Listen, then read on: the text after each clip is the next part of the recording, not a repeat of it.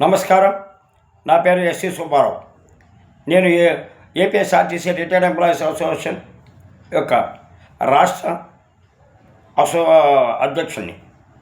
ఈరోజు మన రాష్ట్ర ప్రభుత్వం తీసుకున్న నిర్ణయం చాలా అక్కరమైన నిర్ణయం. ఎన్నోలంటే 14 డిపోలను ప్రైవేట్ ఫరం చేస్తున్నారంటే అసలు ఆర్టీసీని రానున్న రోజుల్లో అమ్మేస్తారు, ప్రైవేటు వాళ్ళకి ఇచ్చేస్తున్నారు. కేంద్ర ప్రభుత్వం అనేకమైన పెట్టుబడి కార్పొరేటర్లకి అప్పగిస్తున్నట్టనే ఈరోజు రాష్ట్ర ప్రభుత్వం కూడా అదేవిధంగా అమలుపరుస్తుంది. అయ్యా, ఒక్కొక్క డిపోలో కొన్ని కోట్ల రూపాయలు విలువలు చేసే డిపోలు ఉన్నాయి. అక్కడ కోట్ల మీద లక్షల కోట్లు కూడా చేసే డిపోలు ఉన్నాయి. ఇటువంటి డిపోలను ప్రైవేట్ యాజమాన్యానికి ఇస్తున్నారంటే రేపు కార్మికులను కూడా ప్రైవేట్ యాజమాన్యానికి ఇస్తారు. అసలు ప్రైవేట్ ఫరం చేయాల్సిన అవసరం ఏంది? ప్రైవేట్ వాళ్ళకి ఇవ్వాల్సిన అవసరం ఏంది? అసలు ఆర్టీసీని మీరు ప్రభుత్వం తీసుకుంది ఎందుకంటే ఆర్టీసీ ఆస్తులను అమ్ముకొని మీరు ఆర్టీసీ కార్మికుల్ని ఈ రోడ్లు పడేయాలనే ఆలోచన మీరు ఉన్నారు. ఇది విరమించుకోండి. లేకపోతే ఆర్టీసీ కార్మికుల్లో తిరుగుబాటు వచ్చిందంటే ఎన్నో ప్రభుత్వాలే పడిపోయినాయి. ఇది ఆలోచించి రాష్ట్ర ముఖ్యమంత్రి గారు మీరు నిజంగా మరి ప్రజల చేత ఓట్లు ఎంచుకున్నారంటే ప్రజలకు మేలు చేసే పనులు చేయండి. మీరు రావటమే అధికారికి రాగానే ఆడవాళ్ళకి ఉచిత ప్రయాణం అన్నారు, సంతోషించారు. కానీ దానివల్ల చదువుకునే విద్యార్థులకు అన్యాయం అయిపోయినారు. ఉద్యోగం చేస్తూనే ఉండేవాళ్ళు అన్యాయం అయిపోయినారు. వాళ్ళు రోజు తిరిగి పోవాలంటే కేవలం మీరు ఉచిత భాష ఇచ్చిన దానికి టీ కోసంగా రాజమండ్రి నుంచి అమలాపురం పోతున్నారు, అమలాపురం నుంచి రాజమండ్రికి వస్తున్నారు కూరగాయలు కొనుక్కోవడానికి. ఈ అవసరమా? తిరుపతి నుంచి కుప్పం పోతున్నారు. ఎందుకు? చౌక దొరుకుతున్నా సంతలు పెట్టుబడి సంతలకు పోతున్నారు. ఇది అవసరమా? మీరు ఉచిత ప్రయాణం ప్రజలకు ఇచ్చారంటే ఏదో పుణ్యక్షేత్రాలు పోవడానికే కానీ ఏదో చేసుకోవాలి. కానీ మీరు ఇచ్చిన ఉచిత ప్రయాణం వల్ల కూరగాయలకో లేదా చిల్లర సామాన్లకో వీటికి ఉపయోగిస్తున్నారు ఆడవాళ్ళు.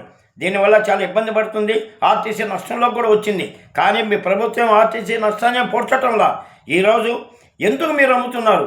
దానివల్ల దేనికి ప్రయోజనం లేదు.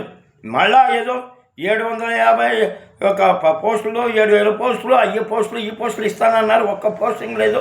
అసలు వీళ్ళంతా ప్రైవేట్ ఫరం చేస్తూ రేపు మీరు వీళ్ళకి ఉద్యోగాలు పోస్టులు ఇస్తామని చెప్పి వాళ్ళకి ఏమి ఉపాధి కల్పిస్తారు. కాబట్టి ఆర్టీసీ జోలికి రావద్దు. ఆర్టీసీ యొక్క స్థలాలని ప్రైవేట్ వాళ్ళకి ఇవ్వద్దు. ప్రైవేట్ వాళ్ళకి ఇచ్చి అనేకమైన వందలాది కార్మికులు వేల మంది కార్మికులు ఈరోజు రోడ్డున పడుతున్నారు. కాబట్టి దయ నుంచి మీరు ఈ యొక్క దాని ఆలోచన విరమించండి. ఆర్టీసీ కార్మికులకు న్యాయం చేయండి. ఆర్టీసీ వాళ్ళని పూర్తిగా మీరు తుడిచిపెట్టే పని చేయొద్దని మిమ్మల్ని నేను కోరుకుంటున్నాను. మా సమస్యలంటే మీరు పరిష్కరించలేకపోతున్నారు. మీరే చెప్పారు కడపలో మా యొక్క ప్రభుత్వం వస్తే మీకు జీవన భృతి ఇస్తానని చెప్పి దాన్ని నెరవేర్చలేకపోయినారు. ఆడవాళ్ళకు మటుకు ఉచిత ప్రాణం కల్పించారు. 2,000 ఇస్తే పెన్షన్ 4,000 చేశారు. వాళ్ళని ఆ 4,000 తీసుకునే వాళ్ళు ఉద్యోగాలు ఎటువంటి పనులు చేయకుండా సోమవారంతో చేశారు. మీరు ప్రభుత్వానికి వచ్చింది ప్రజలను సోమవారం చేసి దేనికి పరిగణన చేసి మీరు ఆడుకోవాలనుకుంటున్నారా? ఈ యొక్క పరిస్థితిని విరమించండి. అలాగని మీరు చేయకుండా ఉంటే నా యొక్క సమస్య మీద వచ్చే నెలలో కానీ పై నెలలో కానీ నేను పాదయాత్ర చేయబోతున్నాను. ఆ పాదయాత్రలో ఈ విషయాన్ని కూడా పొందపరుస్తాము. అటు మోడీ గారు అనేకమైన ఆదాని అంబానీలు వాళ్ళకందరికీ అన్ని ఆస్తులు కట్టబెట్టేశారు. చివరికి కార్మికులు ఉద్యోగాలు లేకుండా నడురోడ్డున పడ్డారు.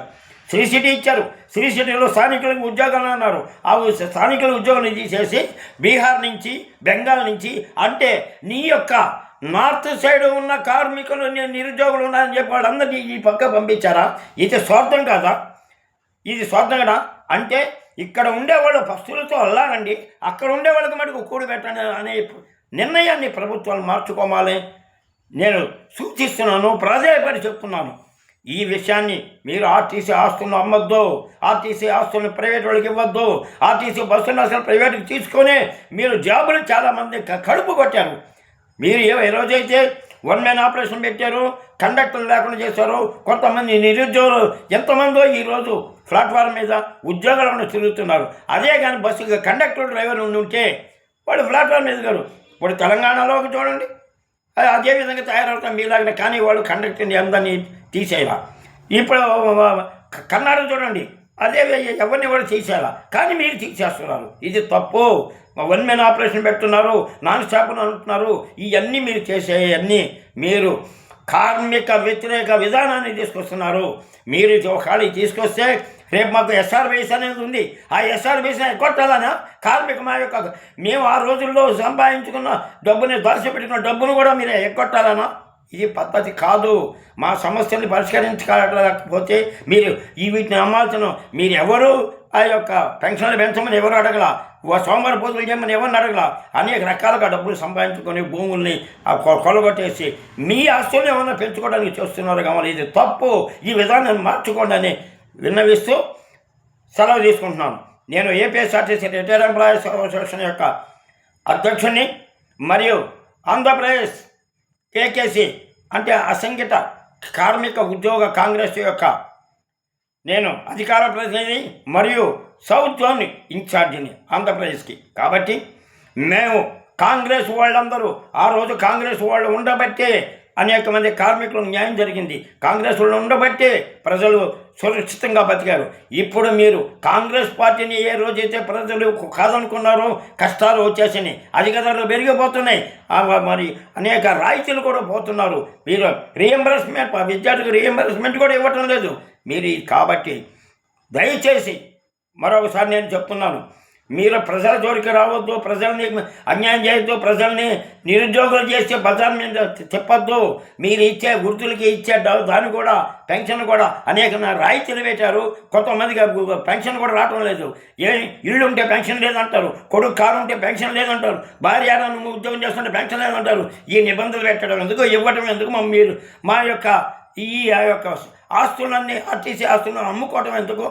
కాబట్టి మీరు కౌంటర్ పెన్షన్లు తీసేసేయండి, ఆర్టీసీ ఆస్తులు అమ్మొద్దని మరొకసారి వివరిస్తూ ఇస్తాం. కాంగ్రెస్ పార్టీ యొక్క నాయకత్వం ఉంటేనే ప్రజలు బాగుపడతారు, కార్మికులు బాగుపడతారు, బడుగు బలహీన వర్గాలు బాగుపడతారని మీకు దండం పెట్టి చెప్తున్నాను. నమస్తే.